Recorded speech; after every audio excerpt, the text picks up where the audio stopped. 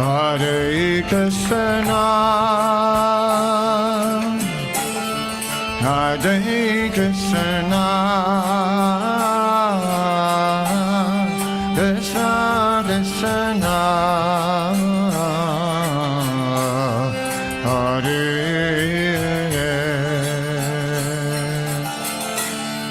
Hare Rama, Hare Rama, Rama Rama, Hare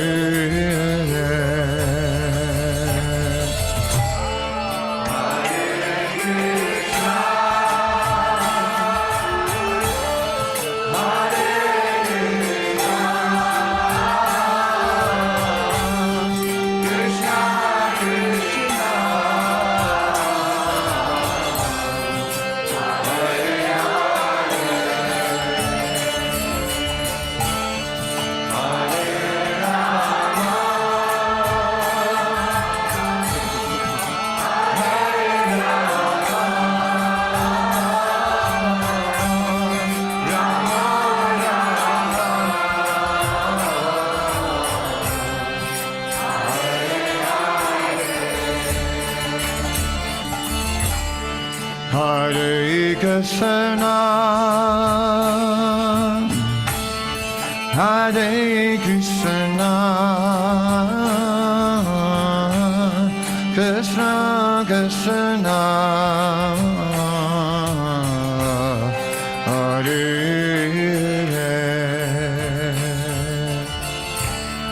Hare Rama, Hare Rama,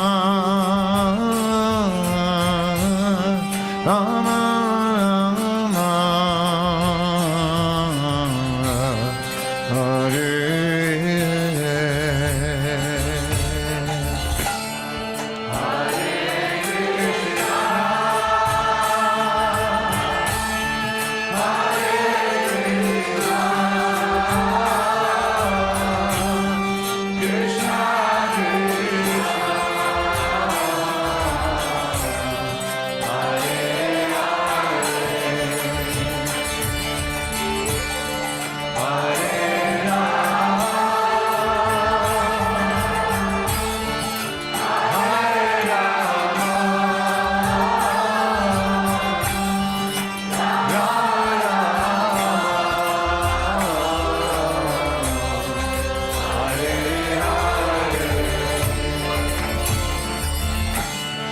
Hare Krishna,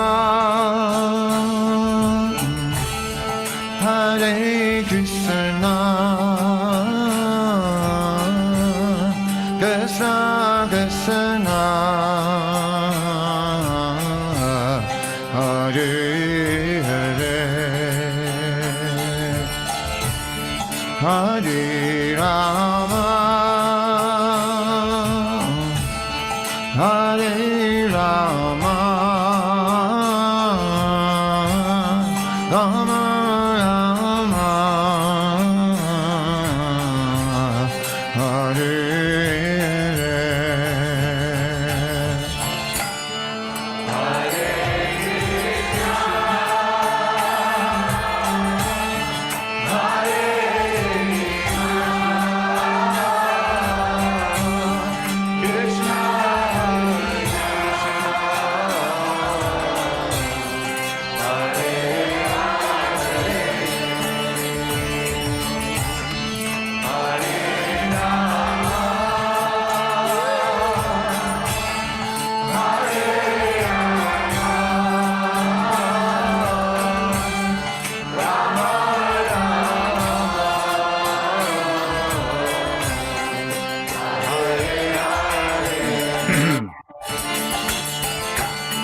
Hare Krishna,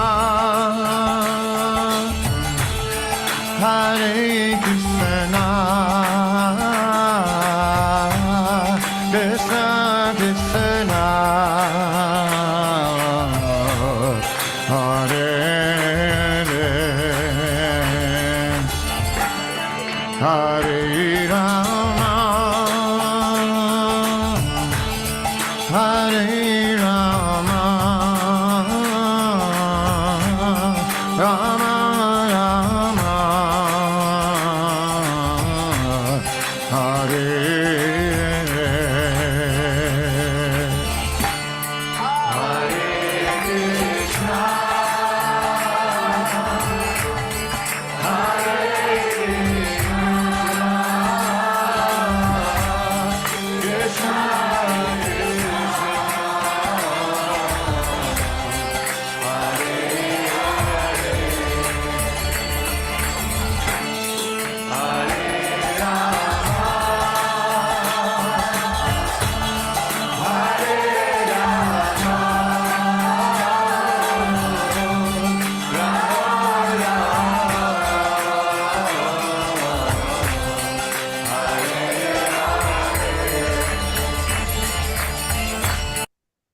Hare Krishna, dear devotees, please accept my humble obeisances. All glories to Srila Prabhupada.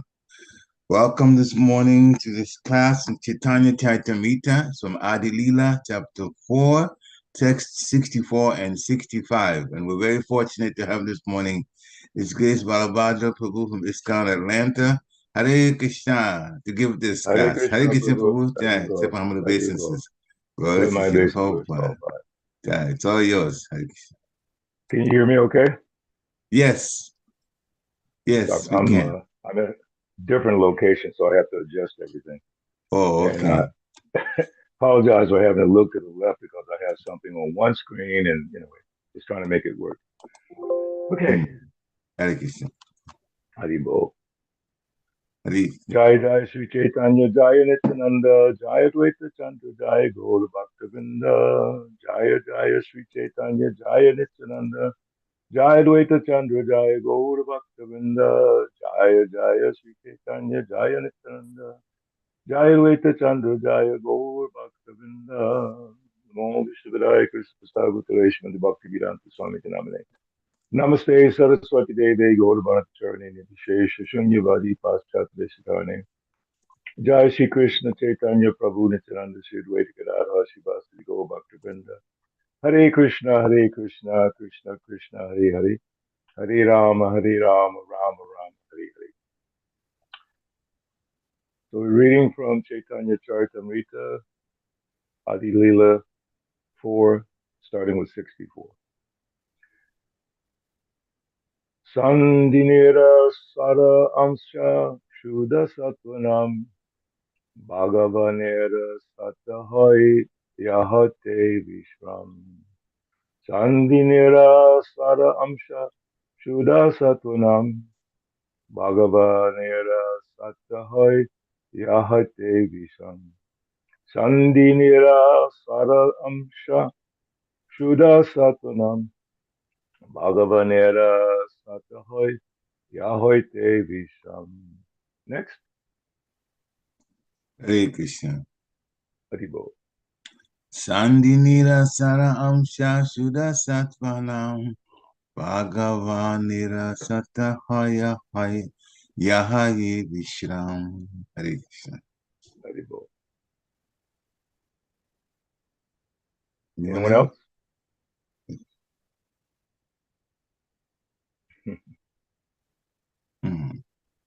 I guess the devotees are shy this morning. Looks like it.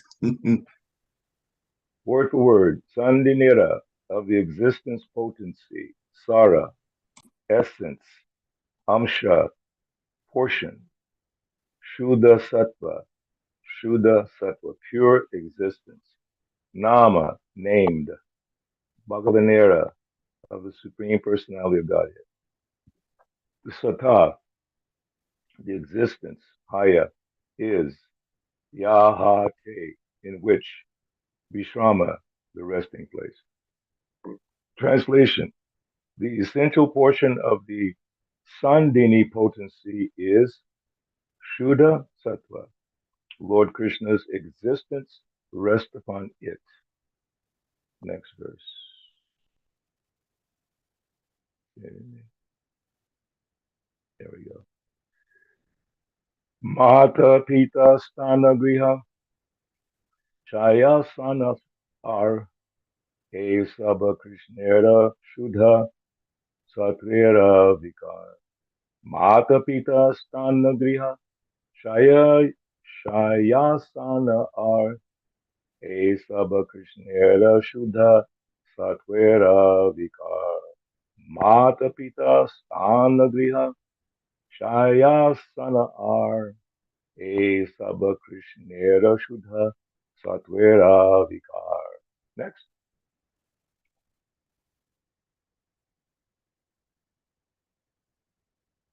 Anyone else?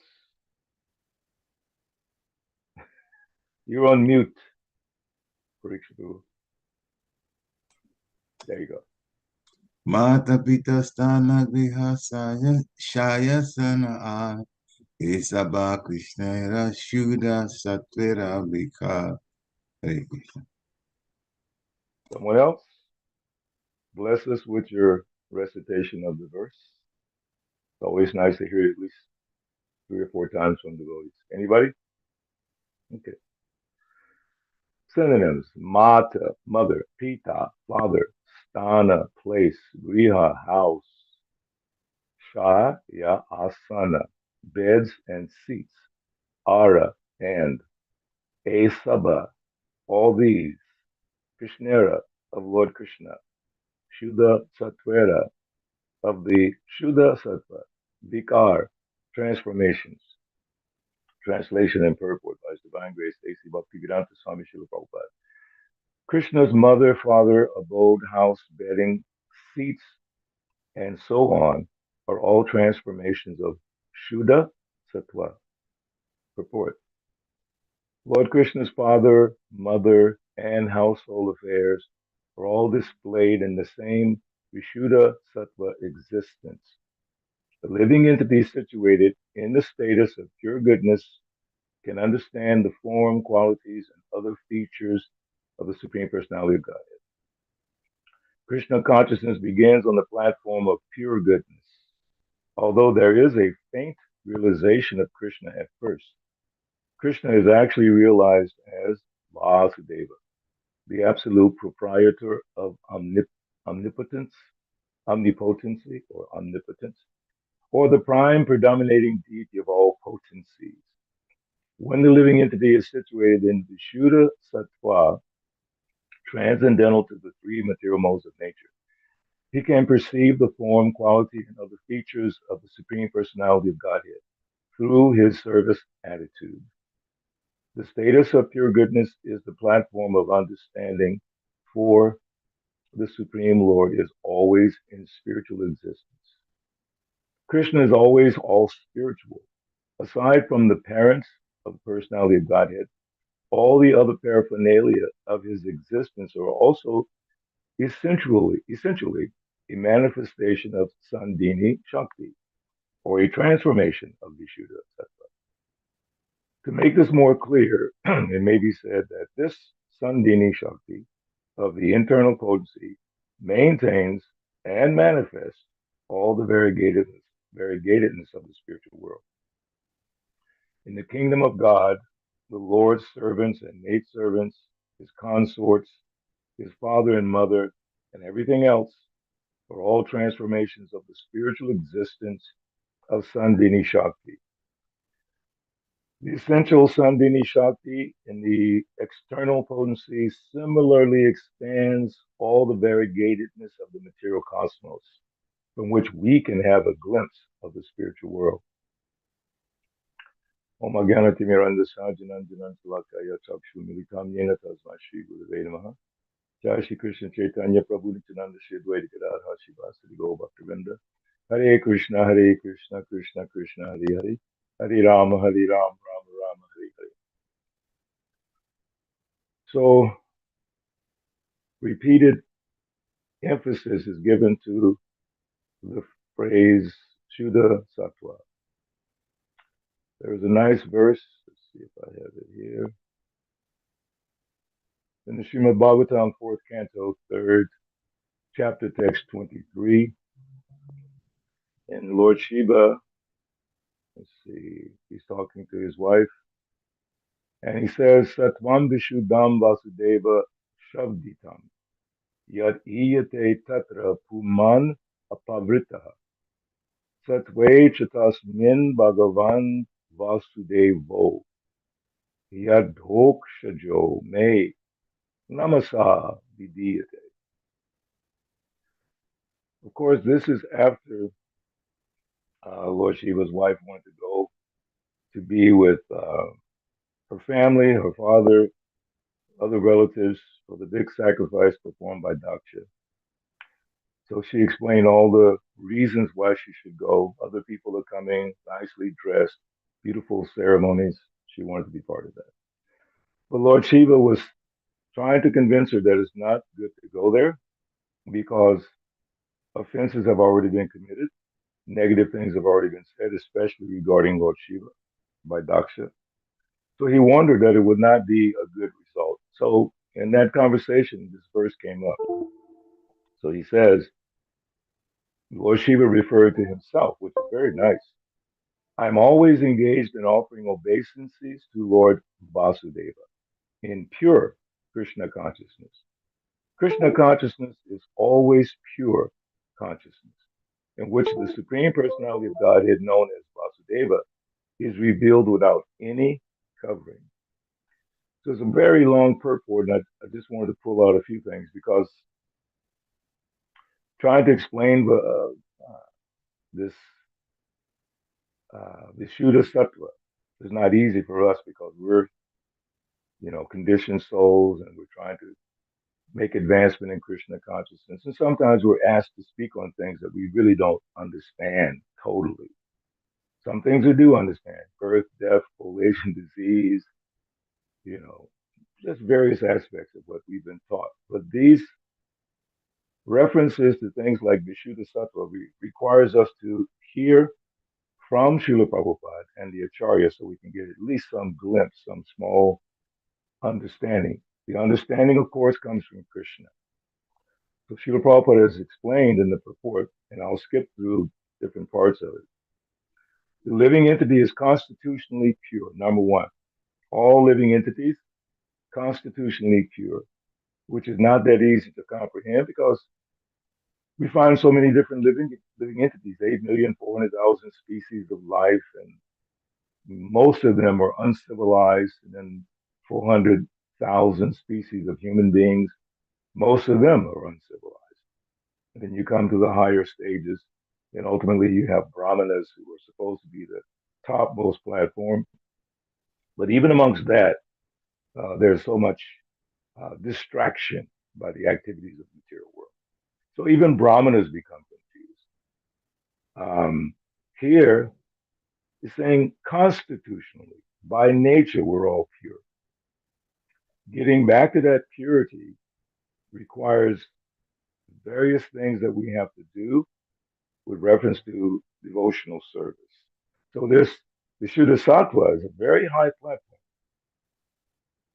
The Prabhupada goes on, the Sangyo Ya Yam Purusha. In the Vedic literature, it is said that the soul is always pure and uncontaminated by material attachment. So Prabhupada gives a nice example in several places of a diamond or a jewel, something like that, or gold. And if you throw it into a filthy place, even in stool, it still remains in its constitutional position. It does not become contaminated. It's just covered. So in essence, we're just covered. And by the process of purification, we begin to see or perceive our real nature. As Lord Chaitanya tells us in Shikshastakam prayers, Chaito Darpanam Marjanam. And Marjanam means cleansing. So we cleanse the mirror of our mind by this Sankirtan, by this chanting of the holy names. And as we become more pure, we begin to appreciate the true nature of ourselves and Krishna consciousness. Later on, Srila Prabhupada is explaining that that is not controlled by us.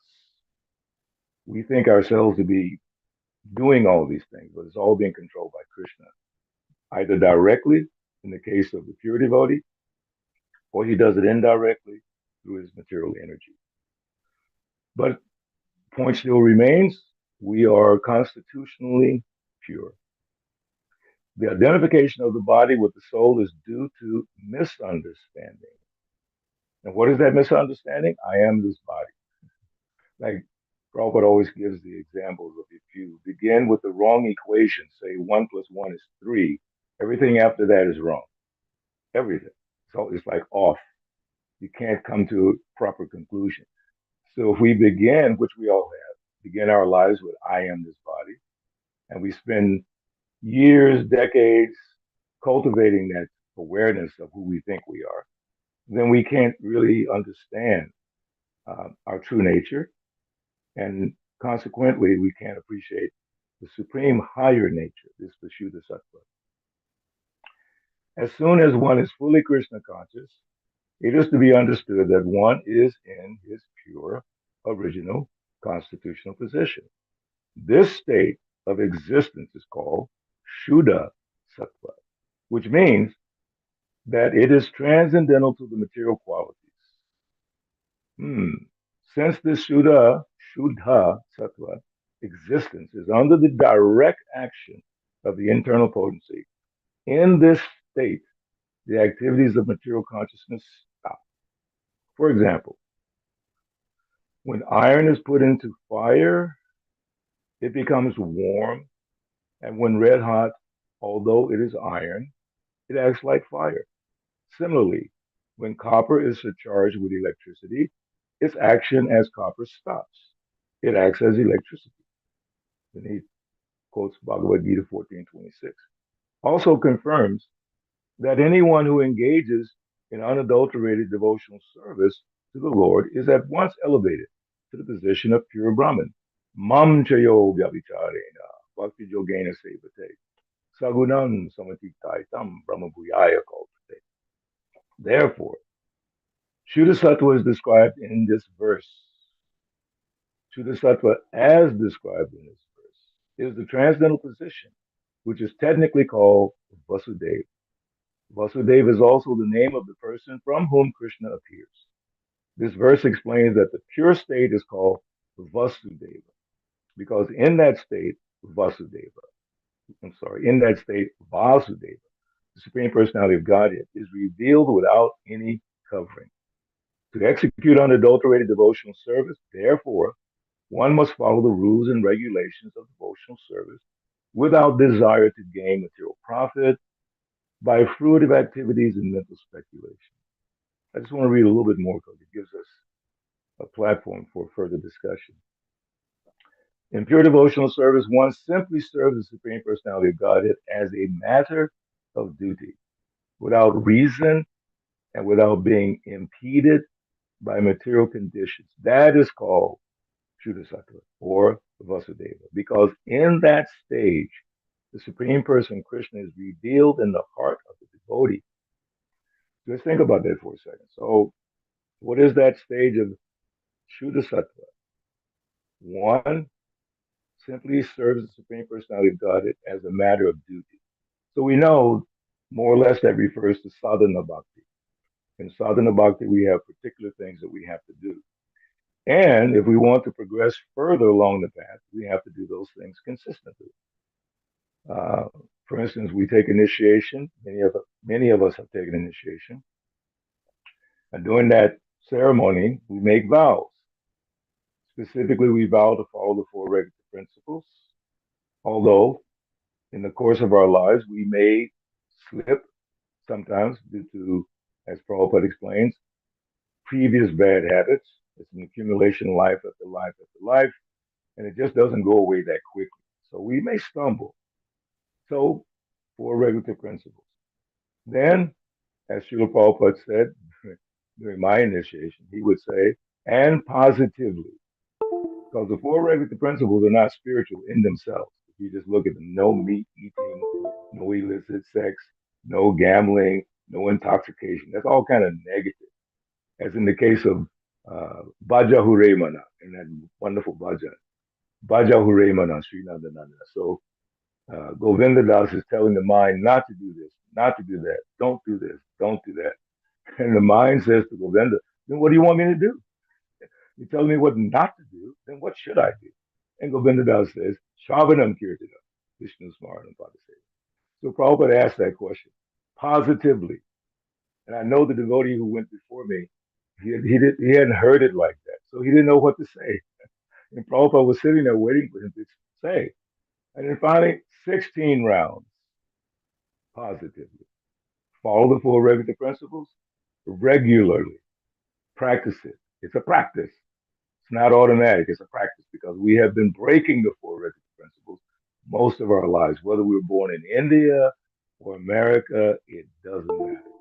We've been breaking these regular principles most of our lives. Some rare case in a Vaishnava family in India, especially before Prabhupada coming to America and then creating Vaishnavas who subsequently had children who were born in Vaishnava families. So in India, still, regular principles were being broken.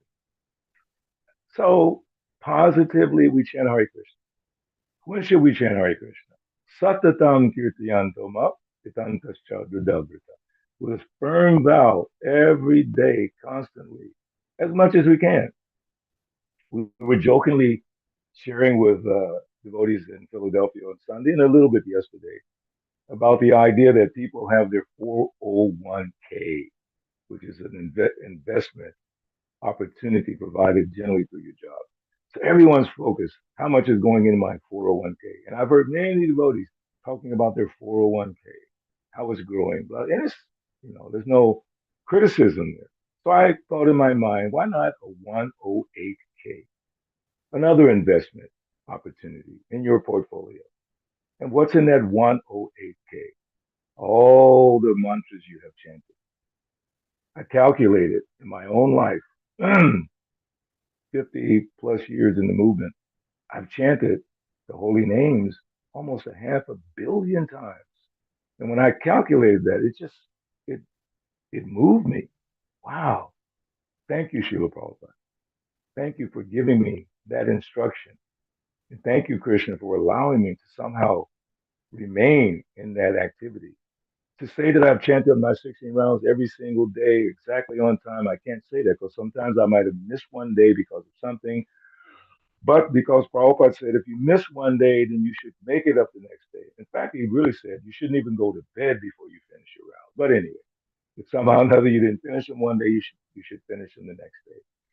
I remember His Holiness Jayapataka Maharaj was so humble because at one point the voice was saying, "Oh, Maharaj is not chanting all his rounds. He's always traveling, always here and there."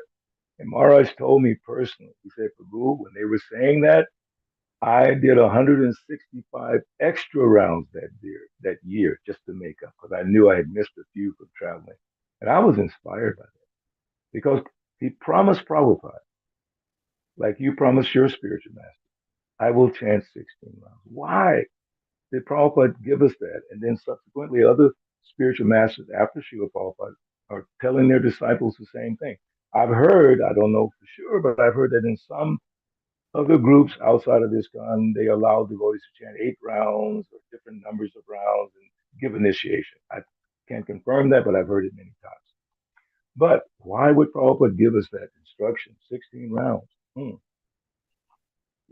As in my case, after 50 years, that's a half a billion chanting or mantras. Half a billion. That's exciting. What an investment in my 108k. So if I were to die today, I could at least say I did a half a billion. Wow. Gradually, by the grace of the holy name, and only by the mercy of the holy name, I'm getting a little glimpse of devotional service, little glimpses of pure devotional service, small glimpses. Prabhupada actually mentions that. You get a small kind of initial entrance into that. But it's not anything that we have done. It's by Krishna's grace that he allows us. It's like in the Krishna Lila, the residents of Vrindavan, they were always they were moved and impressed by Krishna's activities from his birth, killing Putana, killing Trinavarta, all these demons. But they were still not 100% sure. So what Krishna did to convince them of their ultimate destination, he showed them the spiritual world. Like he showed Yashoda Mai when she was accusing Krishna because Balaram and his friends had said Krishna ate dirt. And Krishna said, Mommy, I didn't eat dirt. No, but Balaram said you did. And Krishna, Balaram is upset with me today as well. And the Kauri boys are all upset. So he said, if you think I've done it, then look in my mouth. Look and see. He opened his mouth and she saw all creation. She saw herself. She saw everything. So Krishna sometimes opens his mouth or opens our consciousness so that we can get a taste. He gives us little experiences. I remember my temple president, Balabhadra, who I adore so much. He's given me so much wisdom over the years. Even to this very day, I bother him to get guidance. So he told me personally one time, if you get a realization, you make sure and write it down because you probably forget. So I say here with great conviction that if you've had any experience of freedom from attachment, immense joy in being in the presence of the holy name and scriptures and other devotees, tasting prasadam, even great acharyas, they talk about the ecstasy of tasting prasadam. It lifts them to the spiritual world. Anytime you have an experience like that, make a note of it. You can at least make a mental note. I'll give you an example, personal example. And I've never shared this very much with anyone, but I was in the, I think it was greeting of the deities at the Atlanta Temple. This must have been in the late 70s or early 80s. And just all of a sudden, at that time we didn't have Radha Krishna. We just had Gaurnitai and Jagannath. All of a sudden, I was overwhelmed. I'm not saying that for any prideful purpose. I'm just giving you a personal example. And everything around me disappeared. I'm not exaggerating. Every peripheral thing was gone. And somehow a couple of tears flowed from my eyes. And I was just in shock because I couldn't move. There was nothing around me. It was like, and I tried to make that happen again over the years. Guess what? It never happened again. I tried to get in the state of mind so it would come back again. It felt so wonderful, but it has never come back yet. But that one moment in my life, well, that's actually one more, but that one was very special. Another moment was, and I think Gita Mataji is on the phone, so she'll know what I'm talking about. In front of our temple, there's a walkway, and I was temple president during that time. So my tradition was 2 weeks before the festival, I would just do all kinds of services and clean, make sure things are nice. But I noticed in the sidewalk, sometimes on concrete it breaks and things come up, little plants come up, grass comes up. And I didn't like that. I wanted to be nice and smooth.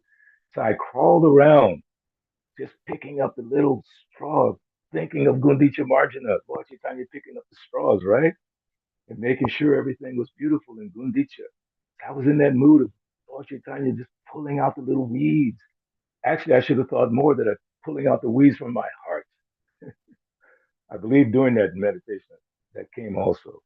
This is like pulling the weeds out of my heart because those weeds in our heart were like those weeds that came up through that concrete. They were so small, but because I was trying to get rid of them, I could see them. I could pull them out. So in our Krishna conscious endeavor, we have to be able to see where the problems are. How can you see? Shastra Chakshusha. See through the eyes of scripture.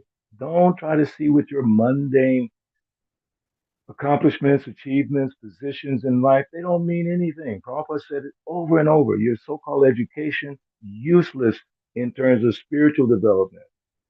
But to some degree, being able to use things in Krishna's service, as many devotees have, like devotees like Swarup Damodar Maharaj, Bhakti Tirtha Maharaj, Sariputta, all these wonderful devotees who had education and they used it in Krishna's service. It's so nice. But don't take any pride because in Bhagavad Gita chapter 13, verses 8 through 12, begins with humility and in that pridelessness. Don't be proud of what you have because without Krishna, you have nothing. Nothing manifests without his mercy. It's all coming from him. So when you get those moments of clarity, in the mundane world, they call it moment of clarity. If you have a moment of clarity in Krishna consciousness, make at least a mental note. That is, it works.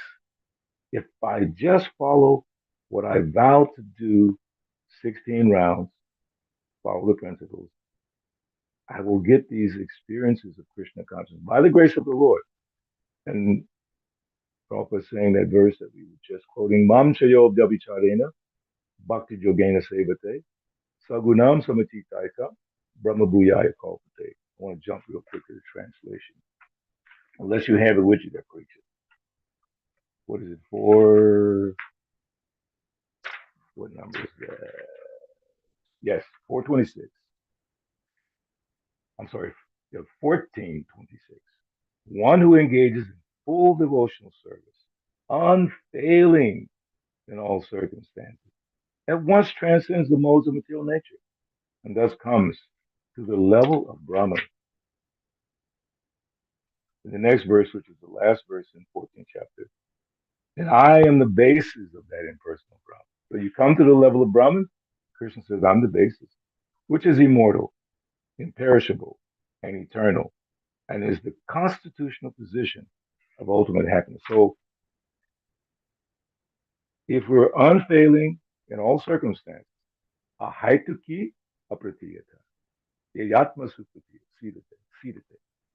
That's first canto, second chapter. I forget the number of the verse. In one of those verses, very famous verse. Practically every verse in the Probably six. Yeah, Six, number 6. probably. Yeah, One, thank two, you. Yeah. six, yeah. I mean, practically every verse in that second chapter is a verse that we all depend on. Vasudevi, Bhagavati, all those different verses. So amazing. Of course, Srimvata, Swagata, Krishna, Nasapai, Subhadresu, all those wonderful verses. So here, unfailing in all circumstances, unmotivated, uninterrupted, theme is repeated in Bhagavatam. What does that mean? Well, I promise to do this. And Prabhupada says you make that vow. Dridha Vrata. That vrat, that vow. You made a very firm vow to do it. And that means it will be a struggle. We'll have ups and downs. We'll have problems. But you struggle. Practical example is like an Olympic athlete, how they prepare. Like there's one famous young lady, Simone Biles. I think her name is Simone Biles, young African American girl. And she is so amazing what she's able to do. But when she got to the point where mentally she couldn't do it, she stopped. She had some, they call it the twisties, when they spin around and all that. Somehow they lose their confidence that they can do that. And then she stopped. She took care of her mental health. Now she's back again. So, so some devotees get the twisties in terms of understanding the philosophy. They get the twisties. They misunderstand. Then they come back. I'm working with one dear God brother. I will not mention his name because you probably won't know who he is.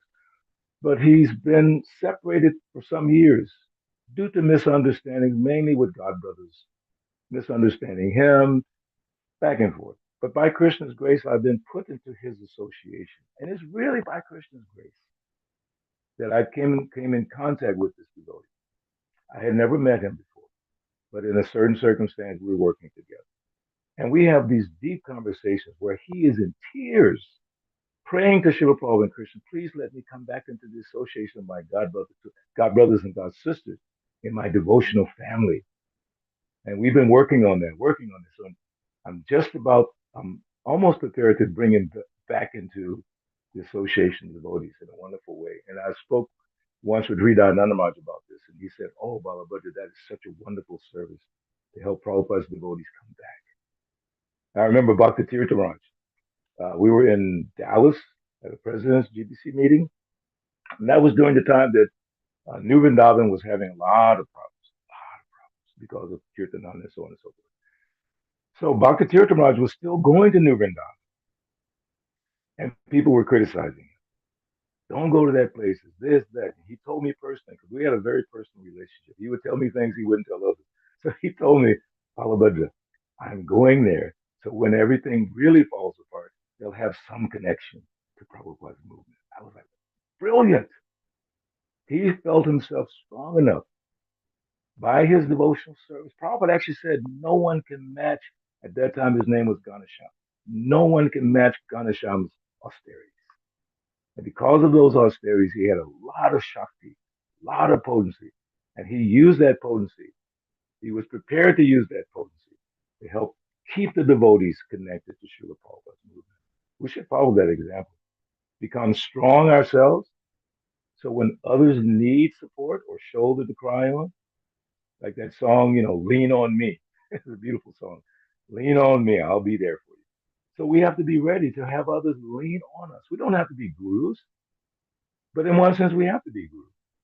Because Lord Chaitanya says, Yare Deke Tare Kara Krishna Upadesh. How do you become guru? Give Krishna Upadesh. Just give it. And he said, in this way, you become a guru. He wanted all of us to become guru in that way. Not necessarily Diksha Guru and all the trappings, but in that way. But in order to do that, we have to prepare ourselves. So this unfailing devotional service is the key, brings us eventually within the realm of Shuddha Sattva. As I was thinking of Shuddha Sattva, I'm thinking, is it some kind of watery substance, airy substance? What is that? Think about it. Shuddha Sattva, what is that? It's that area of consciousness where you don't do anything for sense gratification. You do everything for Krishna. As he's saying in that verse, unfailing, unmotivated devotional service as a practice. We're not there yet. It was interesting. Yesterday in our reading, preacher, you were there, and Bhakta Bob, I asked him to give a comment. And he was very humbly saying, I'm not there yet. I'm trying, but I'm not there yet. And preacher was saying how wonderful it is to hear the Krishna book. So we're all in the process of getting there. We're getting there. And we get little glimpses to encourage us to do more. But the more sacrifice we do for the sake of Krishna's fortune, not our own. People do sacrifices for themselves. Devotees also. We're not exempt. Be careful thinking yourself to be exempt. We're not. We have motivations. Sometimes we want to be recognized in the movement. It sounds good on the surface, but it's dangerous if you're not careful. On the surface, it sounds good. Like Srila Bhaktisiddhanta is saying in the purport in the Gundicha Marjana. The weeds, weeds in material life sometimes can choke the devotional creep. The devotional creep is growing. Bhakti Lata is growing. And then if you don't know how to recognize the weeds, like I recognized those weeds that were coming up through the concrete, I knew they were not good. So you have to know how to recognize those weeds. What are those weeds? And one of them is this desire to be recognized. That's called sex. Sex doesn't mean just the physical act of sex. Profit, adoration, and distinction. Most people want to be adored, or at least to be recognized that I did something. I achieved something, and that's fine. If a devotee, like a devotee said to me Sunday, Prabhu, you exceeded my expectations. Thank you. Because I asked in the beginning, what do you expect from me today? I'm giving a lecture. What do you expect from me? And several people said it. So this one person said, I want to be inspired by the wisdom of the older devotees. And at the end, he said, Prabhu, I said, were you happy? He said, yes, you exceeded my expectations. I folded my hands. I said, thank you. Because you're giving respect to Srila Prabhupada. I haven't done anything. Benny Tillman from 1972 was a useless character. A lost soul. Then I came in contact with the movement and Prabhupada through his disciples, through his books, and sometimes through people who are not even in the movement, poured knowledge into my heart, more and more and more. So when I try to give a little bit back, if someone says thank you, I'm so happy. I remember once Jabhataka Maharaj, I give many examples of him because I've spent a lot of time with him. So one Mataji in a class that he gave, he said, Guru Maharaj, how did you know that I was having this problem? And he said, I didn't know. Krishna gave me the understanding to say what was effective to you. I didn't know you had that problem. Had no idea. And in fact, the other night at Bhakti Garden, in Haryashva Prabhu's place, one really nice Mataji, I never met her before. And she came to me at the end, practically with tears in her eyes, and she said, Prabhu, what you explained tonight really was exactly what I needed to hear. And I'm thinking, but I don't even know her. How can I know what she needs to hear? Somehow Krishna just passed it through. So what happens as we consistently practice carefully, really carefully practice. As Rupa Goswami says in Upadeshamrita, carefully chant these really sweet names. Very carefully. I mean, I know I don't carefully chant every single time, but I know that's what I need to get to that point. You might say, well, you've been around 50 years. What happened? I'm not perfect. I've had my ups and downs, but I feel confident in the process as been described by Srila Prabhupada. So I just keep picking myself up and keep trying again, keep trying again. And then little glimpses encourage me on and on. Just a little small taste. Sometimes you get that taste in a kirtan. Sometimes you get it in a class. A lot of times you get it from Prashadam. Prashadam always gives that taste, and you get inspired to go on, right? Honestly, he says, yeah. So whatever, as they say, whatever floats your boat, okay? Whatever inspires you to continue in Krishna consciousness, you just keep going. And by Krishna's grace, you'll get encouragement from others and also from your personal practice. So this Shuddha Sattva or Shuddha Sattva is so amazing what it really means. And Prabhupada's telling us.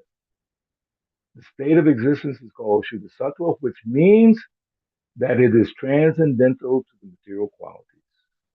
Wow. The identification of the body with the soul is due to misunderstanding. As soon as one is fully Krishna conscious, it is to be understood that one is in his pure original constitutional position. This state of existence is called Shuddha Sattva, which we were talking about in the verse from today. Mata Pita Sthana Griha Sayasana Ar E Sabha Krishner Shuddha Sattva Vikar. Krishna's mother, father, abode, house, bedding, seats, and so on are all transformations of Shuddha Sattva. So again, when I was reading that, I'm thinking, what is Shuddha Sattva? You know, material world is made of bhumi, apona, lo, vayu, kamano, buddha, material elements. Some of them you can see, some of them you can touch, some of them you can smell. But this Shuddha Sattva, can you touch it? Can you hold it? Can you? Maybe we should, for a fundraiser, we should bottle Shuddha Sattva and sell it and get donations. I'm sure devotees say, you mean I can just buy love of God? No, you can't. But, follow with me in a humorous way. It would be a nice fundraiser, wouldn't it? Like sometimes devotees say, if you give a donation on this particular day, you're guaranteed to go back to God. And I sit there and kind of, I laugh. You can't, by giving this money on this particular day, you're guaranteed to go back to God. And people just pour money in. I'm thinking, I can't really say anything, but I don't understand that. I never heard that from Srila Prabhupada. I heard Prabhupada say, if you surrender, then you go back to God. If you chant Hare Krishna, then you go back to God. If you serve the Vaishnavas nicely, then you go back to God. Of course, now, if you give from your hard-earned efforts, your money, your intelligence, whatever you give that in the service of the Lord, you make advancement. But in the Krishna book, in the Govardhan Lila pastime, Krishna tells his father, a thing done with knowledge yields a better result, because they were doing all this worship of Indra. And he's asking them, why are you doing it? Oh, it's a tradition. He said, but we had to do it in order to get rain. He said, come on. The rain falls where you don't need rain, like on the ocean, on the seas. Then why are you doing this? The rain's going to come anyway. And he explained, a thing done in knowledge yields a higher result, better result. So if you're giving your hard-earned resources, then you should do it in love. What is that? What is that attitude?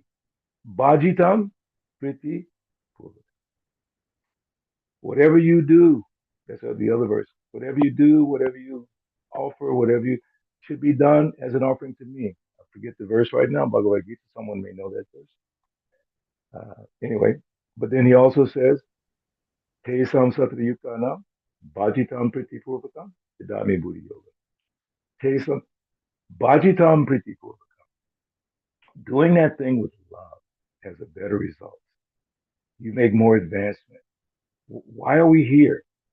Another question I asked the people yes, thank you, Gita Mataji. Yat Karoshi, Yat Tadashi, Yat Jehoshi, Dadashi, that verse.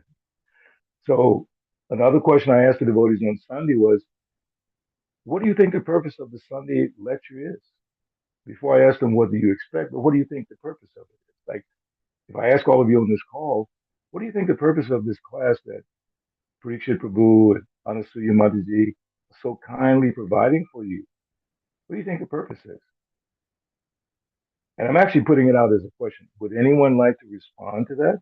What do you think the purpose of this Bhagavatam class is, or Chaitanya Charitamrita class? That these two devotees work very hard to make sure it happens. Anasuya, you want to share? Prabhu, accept my obeisance all goes to Prabhupada. I can share my personal selfish reason. Yes.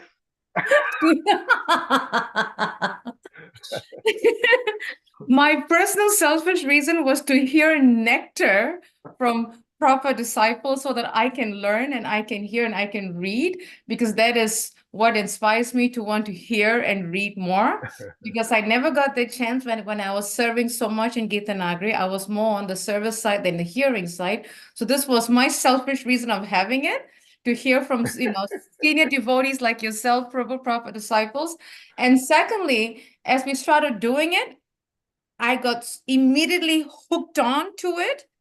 It was like association and hearing it. I mean, I can't think of anything better than starting the morning off, hearing and, reading and studying and looking at different insights of the spotless Purana that Srila Prabhupada gave us.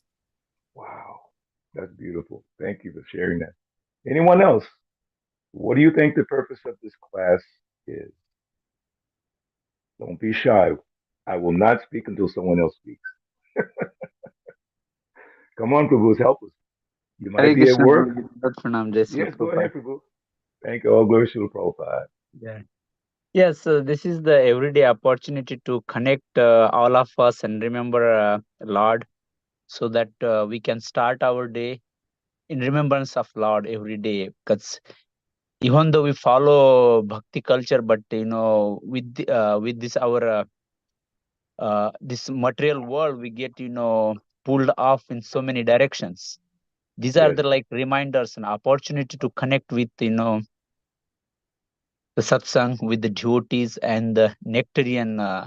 The Bhagavad Puran is the Amal Puran. There's no better Shastra than the Bhagavad Puran. So that's definitely will one progress when he's connected with the Srimad Bhagavatam. So definitely it serves the purpose everyone to connect with Srimad Bhagavatam, which is Krishna himself. Yes, yes. And also, since you mentioned like that, Mr. Gopal, it reminds me of that verse in first canto, second chapter, text 18.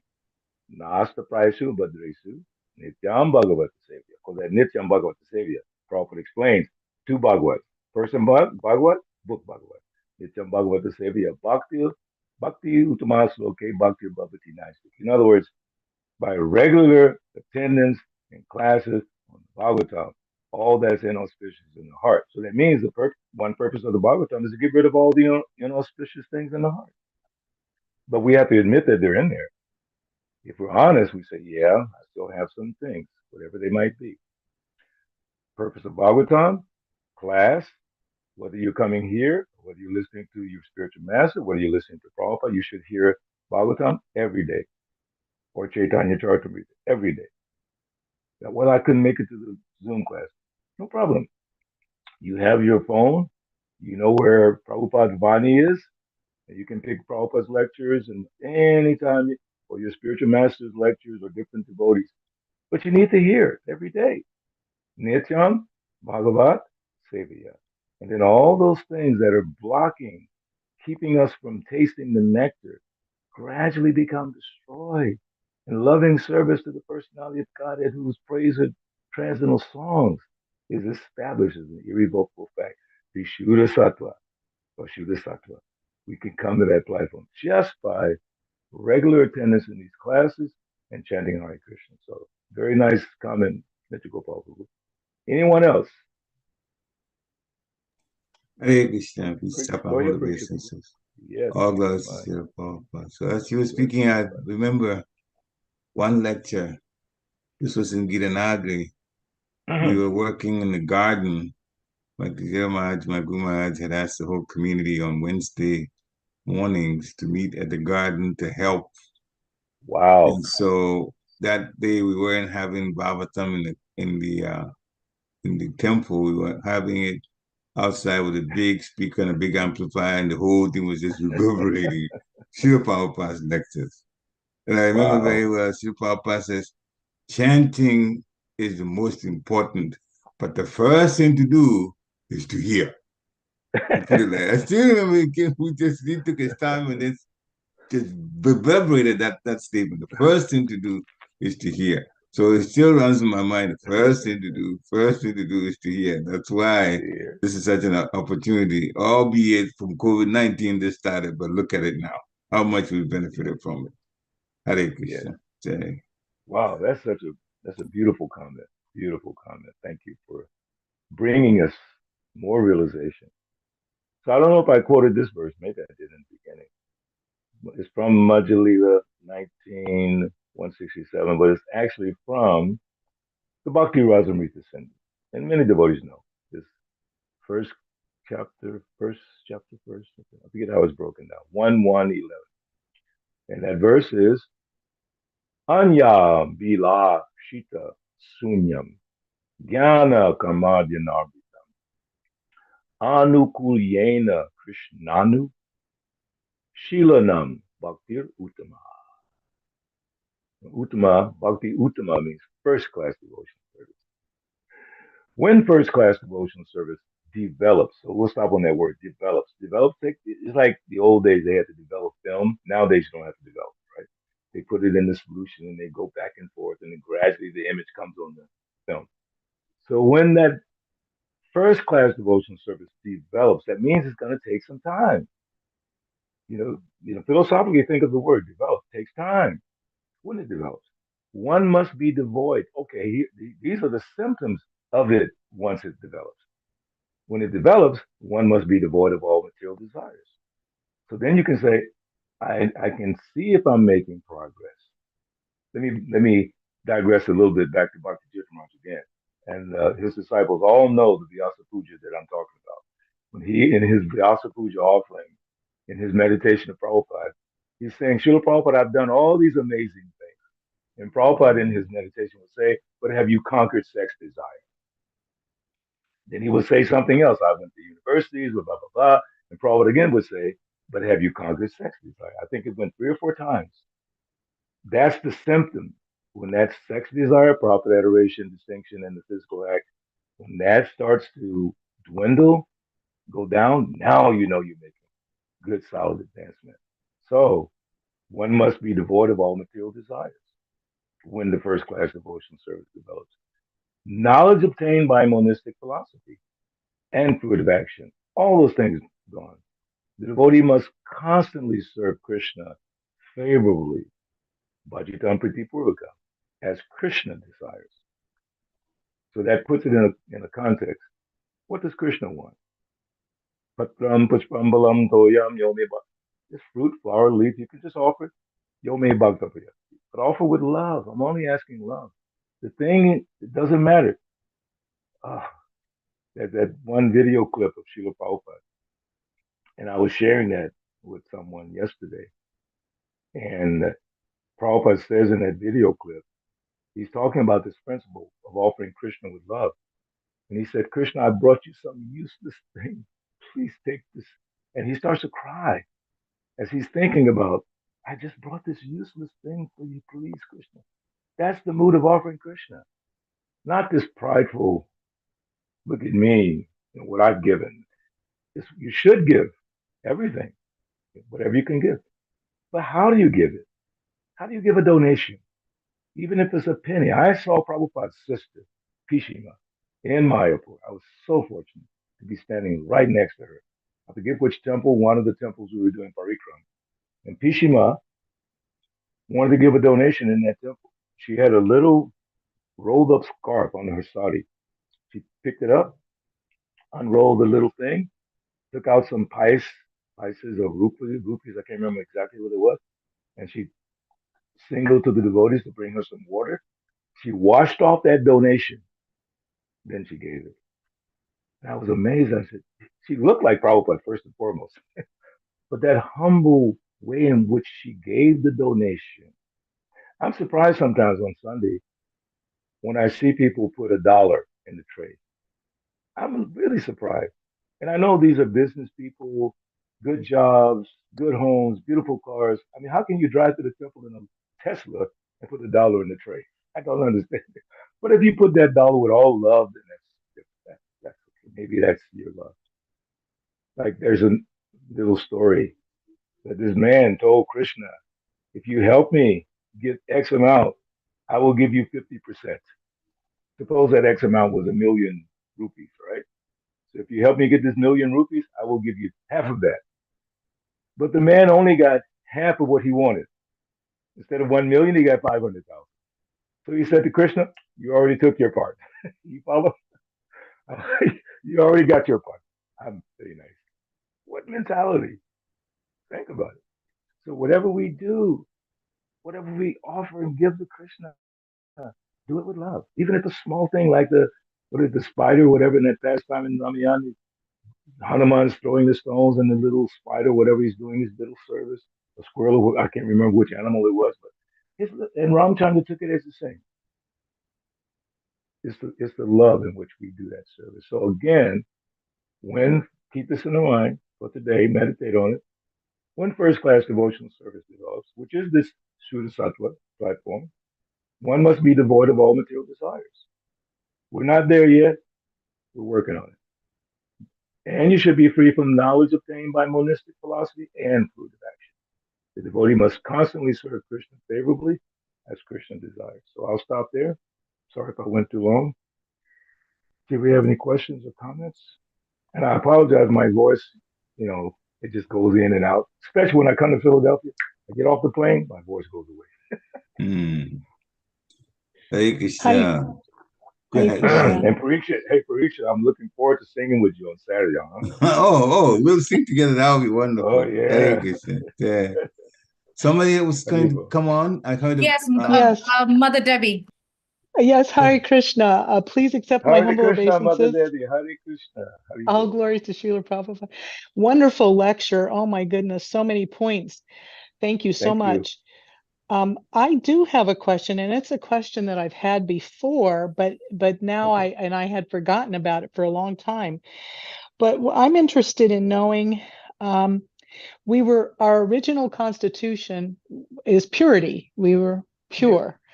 Why did we as pure souls fall if we were in full awareness as pure souls, and were we in full awareness of our purity? Why did we fall? That's my question. Thank you. No, that's a great question. Many devotees have asked that question. And there's different ways to think about it. Prabhupada sometimes would say like this, and don't take it in the wrong way. He said, you cannot understand how you fell. You should only think about how to go back. But he also explained to help devotees along, because your question implies that, well, number one, you mentioned it, in the spiritual world, there's supposed to be purity. There's supposed to be complete knowledge, right? It should be there because we're in the spiritual world. The spiritual world, the Shuddha Sattva is there, all around us there. So how in the world there, in our constitutional position, could we fall? Because there is no Maya in the spiritual world. Well, there's no Mahamaya. Yoga Maya, which is the transcendental potency, is different. So this Maya that controls us here, which threw us into this world, and when we try to get out, pulls us back into this world. That's not there in the spiritual sky. So how did it happen? One place Srila Prabhupada explains that we are eternally independent. Wait a minute. I thought I could just surrender my independence and go back to Godhead. You can stop this idea that you're separate from Krishna. But in order for there to be love, there must be independence. Love is not based on force. Okay? I'm going to punch you if you don't love me. That's not love. You have to love me because I'm in charge. That's not love. Actually, love is kind of earned. You have to earn a person's love and trust. So in the spiritual world, the independence remains. That independence, which is eternal, caused us to, at some point, I don't know, and I can't say exactly, Paul, if I didn't go too much depth on that, when it happened, how it happened, but somehow our independence, which is eternal, caused us to want to enjoy like Krishna. Sometimes it's explained that devotees thinking, oh, Krishna's enjoying. No, okay, let's take an example. I don't mean to digress too much. But Lord Chaitanya, Krishna, he's saying, I wonder what is that feeling Radharani is feeling for me. I don't have that. I wonder what that is. Now, this is the Supreme Personality of Godhead wondering how Radharani is feeling. You might say, well, he's God. How can he not know how she's feeling? Because it's her feeling. And he wanted to taste that sweetness of Radharani. That's why he came as Lord Chaitanya. That's a very broad example. But in some sense, in the spiritual world, maybe we had this idea of trying to enjoy like Krishna in that transcendental world. You cannot enjoy like Krishna in the spiritual world. Therefore, he created a place where we can come and act like the enjoyer until we realize we're not the enjoyer and then come back home, back to Godhead. I know that's probably not exactly to your question, but that's as much as I understand at this point. And if anyone else would like to share any thoughts on that, but again, Mataji, it's based on the fact that we have eternal independence. And because of that independence, somehow or another, we fell to this world. But being in this world for billions of years, putting that into perspective of eternity, it's like a second. Like Lord Brahma, when he took the cowherd boys and the calves, for him it was like a second, a moment. But for the rest of the world, it was like a year. So all of this time we've been here, it's like nothing compared to the eternity that we're hopefully we'll get back to in that natural state. But I appreciate your question. But know that you're not alone in asking that question. Many devotees to this day still try to understand it. Does that make sense, Mother Debbie? Is that your actual name? It does make sense. It does make sense. And I felt that somehow, because I've heard it so many times, that we're here because of our independence. We've chosen to be apart from Krishna. We've made that choice based on the freedom that we have to make those choices. So yes, it does. It does, and it's satisfied my question. So thank you so much. Thank you Thank for you. that beautiful question. Hare Krishna. Back to you, Parikshit. Oh, Anasuya. I wanted to share something, Prabhu, that when you were talking about how the spiritual master knows what to speak, and he says, Prabhupada said it came from Krishna. It reminded me of a situation. This was, I think, back in 93 or 94. Yeah, when I was working really late one night and I doing stock inventory and I couldn't go to the temple the next morning. And Parikshit went for the morning program. And Bhakti Swami will always ask, why she didn't come, why he didn't come, and do like a attendance roll. So, but Krishna's arrangement, he didn't ask why I was not there, but instead Parikshit told him, he was going to start telling him why Anasuya didn't come. Before he could complete the sentence, Prabhu, Maharaj knew, yeah, she worked late last night. And when he came and told me, I said, oh my God, that's it. He can see through my soul, through my mind, through my heart. It was so scary that I said, oh my God, yeah. Since then, I was very convinced, okay, he's a psychic. Krishna's telling him something. Had to be on my pins and needles, like on my toes all the time with him. It was pretty amazing. Very special devotee. Very, very special devotee. Yeah. It's so anyone else? Parikshit can take over. Hare Krishna. Any last questions or realizations? If not, then thank you, Prabhu, so much for a very, very lively, wonderful, informative lecture. It's always good Thank to you. have you on here. We get you once a month. We should get you more than once a month, but we relish that time when you come on Zoom. Thank you, devotees, for also attending and being very much a part of this, discussion. So have a nice rest of your week. Vanchakapatru Vishya Kripa Vivacha Sindhu Kripa Sindhu Evacha Devacha Patitanam Patitanam Pavanebhyo Pavanebhyo Vaishnavibhyo. Vaishnavebhyo Namo Namaha. Hare Krishna, Thank you. everybody. Thank you. Hare Hare Krishna. Krishna. Thank you, Prabhu. Yeah, thank you very Haribo much. Maji. See you soon. Yes, Right. definitely. What's your Haribol. Prabhupada? Hare Krishna. Haribo. Hare Krishna, Jai Shri Prabhupada. Hare Krishna. Hare Krishna. Hare Krishna. Hare What's your Krishna. Prabhupada? Hare Krishna. Hare What's your- Krishna. Hare Krishna. What's your Prabhupada? Hare Krishna.